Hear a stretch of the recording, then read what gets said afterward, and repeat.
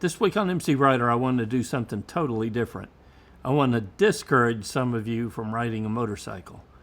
So you'll hear this phrase often. Some people who are well-meaning, they'll try to encourage another person by saying, you can do anything that you set your mind to do.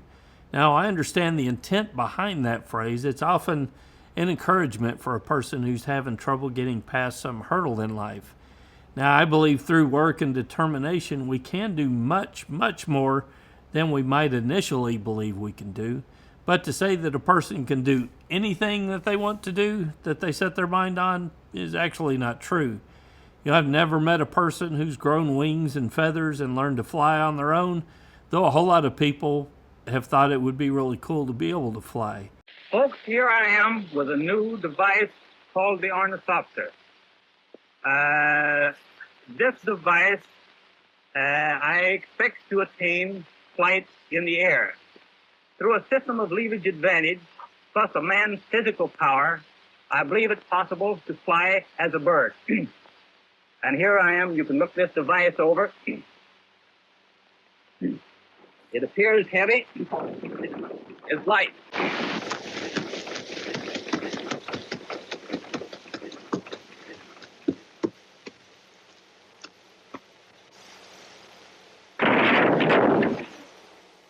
But if we could only go back and ask the 8-year-old Kevin what I was going to do with my life when I was a young child, it would have sounded something like this. I was going to play tailback for my high school football team, the Blytheville Chickasaws.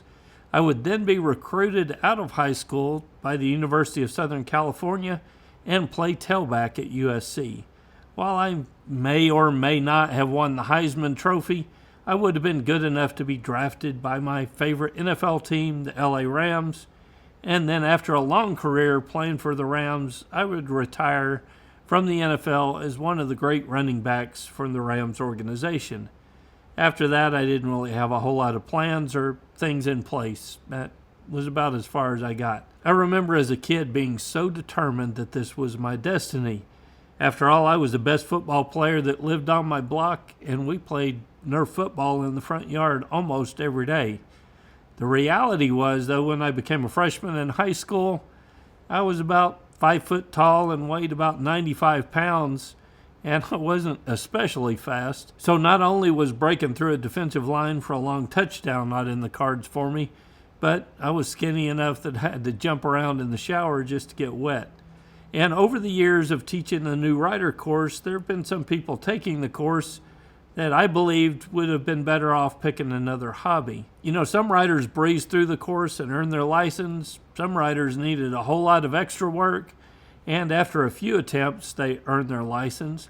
And some riders, to be honest, were an absolute disaster waiting to happen on a motorcycle, no matter how many times they attempted to earn their license. You know, one weekend I was scheduled to teach a class, and I got a call from the owner of the range the day before the class. He said, you've got a rider that's going to take the class with you this weekend. They failed the written test last week, and he said that she didn't speak very good English and wanted to take the class again, and the owner allowed her to bring an interpreter to help her understand the class and the materials. So he was just giving me a heads up that there'd be an extra person working as an interpreter for this student. So the next day in class, the student was there with someone to help interpret the materials from the class and to help them better understand those materials. She did speak some broken English, but it was difficult to communicate with her. When class started, I introduced myself and had the class introduce themselves to the rest of their classmates, and it turns out this lady had only been in the country for a few years, and she had earned her citizenship, but English was still a struggle for her. She cleaned houses for a living and met the lady who was sitting next to her as her employer by cleaning her house. So the lady that was sitting next to her and acting as her interpreter, and she was also happened to be her boss, introduced herself also. She stated that the lady who was now my student had been cleaning houses for them for about a year. She was excellent at her job. She always showed up on time and had become like one of the family to her and the rest of her family. Since she didn't have a license, she walked about 2 miles every day to and from work at their house, and she always showed up on time.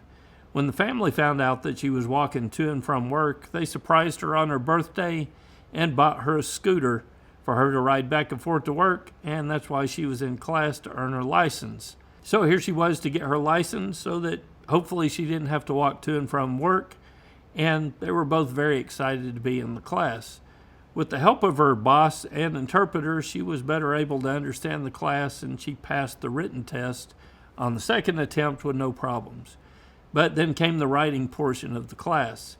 Since this student planned on only riding a scooter, we put her on a scooter for the writing portion of the class.